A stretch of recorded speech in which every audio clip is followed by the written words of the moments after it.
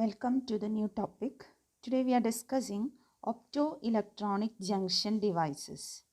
Optoelectronic junction devices are the semiconductor devices in which charge carriers are generated by photons. That means by photoexcitation, charge carriers are generated. And they are of three types. They are photodiodes, light emitting diodes, and photovoltaic devices which convert optical radiation into electricity. That means solar cell. To begin with, we have photodiode, which are mainly used as a sensor. Even in remote controls, photodiodes are used. Now, photodiode has a transparent window through which light falls on it. If the incident energy is greater than the band gap energy of the semiconducting device, then that incident energy will be absorbed and free electron hole pairs will be formed. That means when the light strikes at the junction free electron hole pairs will be produced by the absorption of energy.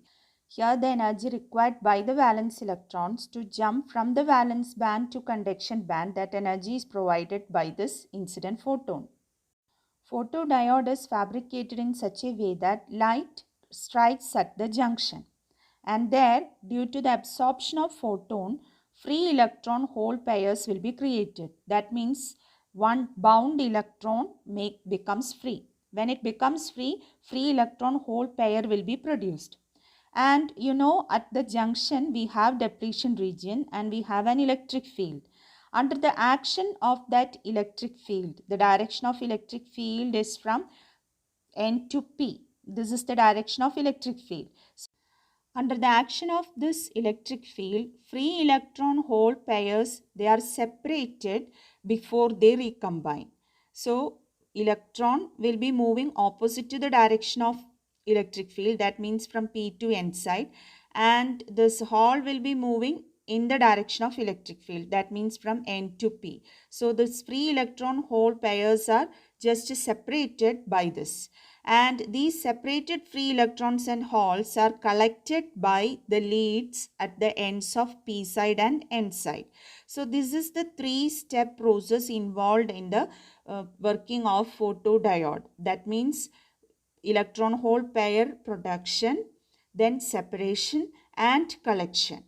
Now in between the leads, if we connect an external resistance, through the resistor current will be flowing. But that current will be a feeble current. So to detect that current, we apply a biasing voltage. If we apply forward bias voltage, that forward current will be big current and the photocurrent will be very small.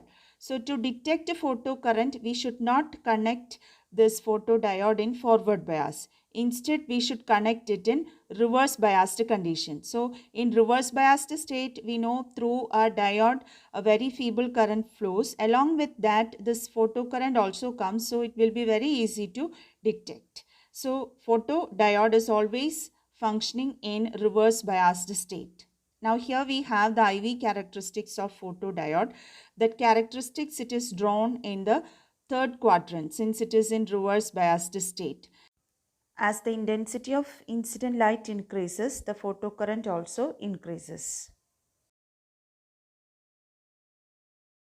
Thus, photodiode is a heavily doped PN junction diode with a transparent window. It is mainly used as a photodetector and always it is operated under reverse bias. When light, that means photons with energy greater than the band gap energy of the semiconductor falls at the junction, electron hole pairs are generated. And we know at the junction we have an electric field produced due to the depletion region, and the direction of that electric field is from N side to P side.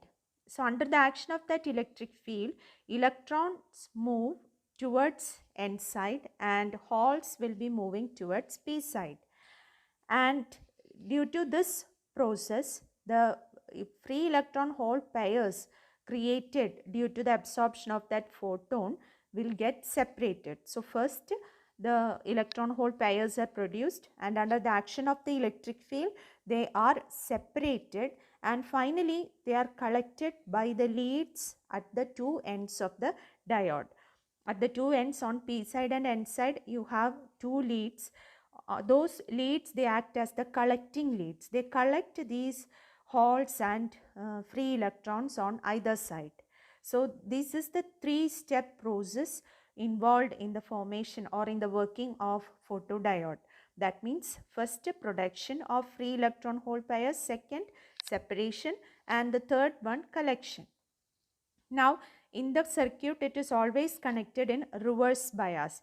The reason for this is that means when it is connected in forward bias, when a diode is forward biased, already sufficient current flows through the diode, and the current which is produced due to this photovoltaic action, that means due to the absorption of photon and all, that current cannot be detected by the presence of a large current which is already flowing in the diode.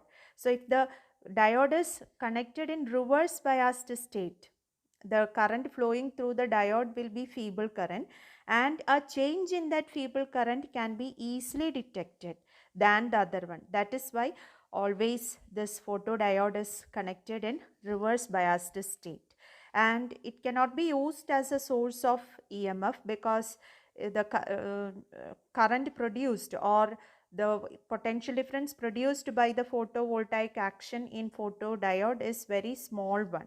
So it can be used only as a detector, and mainly it is used in sensors. You might have seen when you enter a particular shop and all, you will have a glass door. That door will get opened automatically. So in such cases, actually the sensors used are these photodiodes. So photodiode, the main use, it is as a photo detector. Now we have the characteristic curve. This characteristic curve is in the third quadrant and the graphs are shown. So as the intensity increases, we know number of photons increases and the current also will be more. That is why as the intensity increases, the current, the saturation current also is more. Okay, and the symbol of this photodiode is given here. That means light is falling, that direction is shown.